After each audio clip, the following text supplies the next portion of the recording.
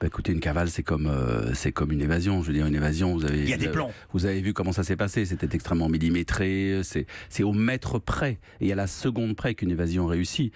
Mais à quoi ça sert de planifier une évasion aussi complexe en hélicoptère si c'est pour derrière se retrouver le bec dans l'eau, dans la nature, sans faux papiers, sans outils pour se grimer, sans planque, sans matériel et sans argent. Ça ne sert strictement à rien.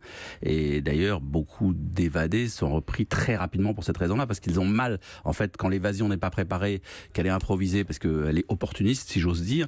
En général, elle tourne court très vite, parce que justement, on n'est pas préparé. Alors, qui sont les gens qui l'aident?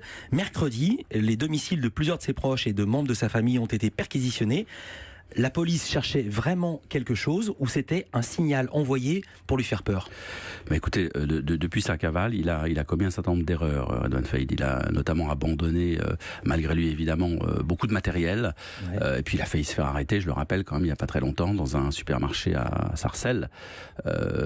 Donc, et là encore, il a laissé des images de lui, et des images, alors, à l'époque, à cet instant-là, du grand frère qui était avec lui dans la voiture. Et depuis, plus rien.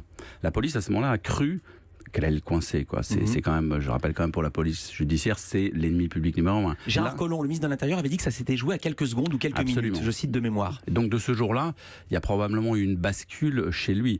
Jusqu'à présent, donc on se rend compte qu'il avait choisi une cavale locale dans son bassin d'emploi, si je puis dire, hein, dans son bac à sable, l'endroit qu'il connaît mieux de toute la France. C'est là où il a grandi, le bassin de Creil. Je rappelle quand même, quand il avait 17 ans, les policiers l'appelaient la terreur du plateau de Creil. Donc déjà, il est chez lui là. Ouais. Donc les policiers ont compris ce jour-là qu'il avait choisi de rester dans ce coin-là. Après, il a pu changer de tactique. Donc cette opération policière il y a quelques jours, si vous voulez, c'est aussi une manière. Ils savaient très bien, les policiers, qu'ils n'allaient pas le retrouver chez l'un de ses frères. L'idée, c'est quand même de mettre la pression sur l'intéressé, puis de récupérer le maximum d'indices, d'éléments, de traces ADN. Pardonnez ma question de béotien, mais ils avaient déjà perquisitionné chez ses frères et dans sa famille et chez les proches. Absolument. C'était pas la première fois. Ah non, mais si vous voulez, c'est quand même un moyen de rappeler que la pression est là. Je veux dire, un homme en cavale, il vit dans le stress permanent. D'ailleurs, pour quelqu'un comme Redouane Faïd, ça doit être assez excitant parce que c'est quelqu'un qui aime l'adrénaline à fond, qui en a besoin. Donc c'est pour lui presque un jeu dangereux, mais pas pour les policiers. Alors, l'enchaînement est tout trouvé, excitant, mais parfois c'est agréable, parfois c'est désagréable. En 2010, Redouane Faïd était en liberté, il donnait même des conférences, il sortait de prison et disait s'être rangé. Il avait même écrit un livre, Braqueur, je donne le titre, des cités au grand banditisme. On a retrouvé une interview de lui sur Europe 1 en 2010 où il théorisait l'art de la cavale et ses contraintes. Moi, quand j'étais en cavale, je vivais tout le temps avec la mort, avec la peur de la police, la peur de me faire descendre. Je m'inventais des codes et des règles parce que je rentrais chez moi à partir de 16h pour pas me faire contrôler le soir. C'était un enfer, je voyais plus ma famille. Ça, c'est dur, ça aussi. Et ben, c'est des choses qui font réfléchir. Le problème, c'est que t'es en cavale, t'as des années à faire, comment tu fais?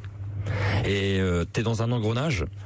Et obligatoirement, il y a une spirale infernale qui vient. Toi, tu crois que tu maîtrises les choses parce que tu braques un petit peu d'argent, tu te refais des faux papiers et Dieu sait que t'as pas d'identité lorsque t'es en cavale. Mais en fait, t'es submergé par tout ce qui t'arrive. Et puis bon, je vais pas vous dire Dieu merci, c'est la prison qui m'a arrêté. Puis aujourd'hui, je suis avec vous ici sur le plateau, mais un peu quand même. C'était un enfer, dit Redouane Faïd. Ce sont des choses qui font réfléchir, pas tant que ça, puisqu'il a replongé. C'est un enfer qu'il a l'air d'apprécier particulièrement, en tout cas plus que les quartiers d'isolement en prison. Et je vous rappelle quand même qu'il était condamné pour de très longues années et qu'il allait passer au moins 10, 15, 20 ans encore en prison. Donc il a préféré l'enfer de cette liberté sous pression à l'enfer carcéral. Si je vous ai